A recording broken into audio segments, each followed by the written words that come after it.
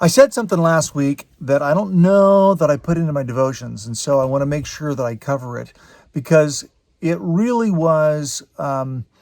I started out with it 2 weeks ago in just kind of communicating what is the big deal with the discipleship, the investment work of discipleship. Lots of reasons why it's the big deal.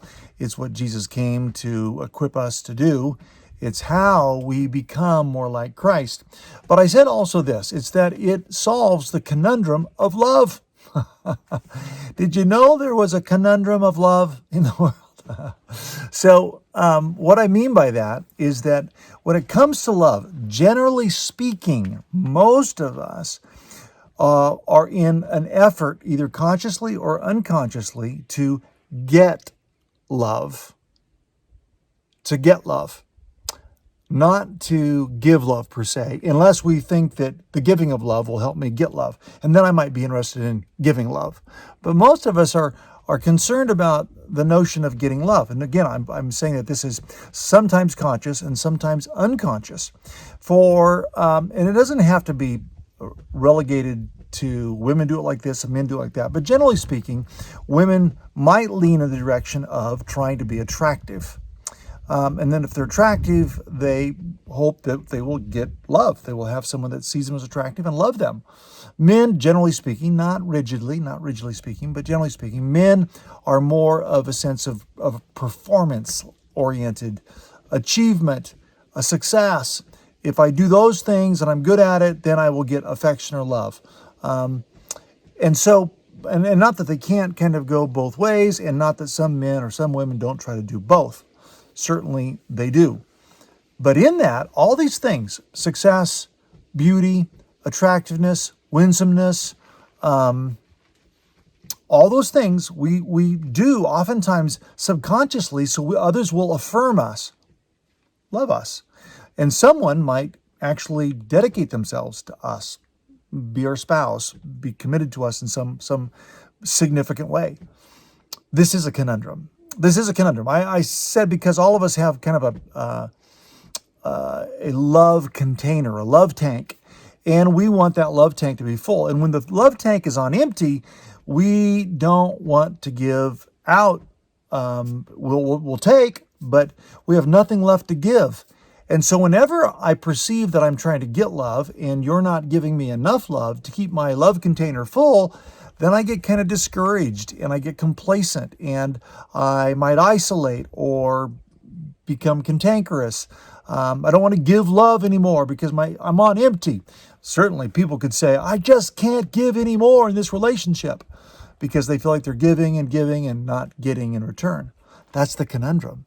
The conundrum is that if I don't have enough people filling my tank with love, then I'm empty of love to give away. So you might be saying, so how does the investment work of discipleship solve that? Well, you see, God is the only one who can really fill your tank.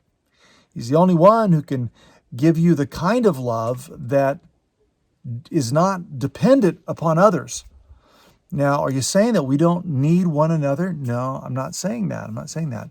We do need one another to be in interdependence on one another. Interdependence. The vertical relationship with God is one of dependence.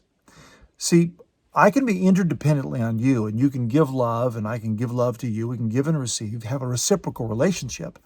But my relationship is not driven by the effort to get you to love me. Because when that's the case, frankly, that's kind of manipulative. And that's not really genuine love whenever it's manipulative.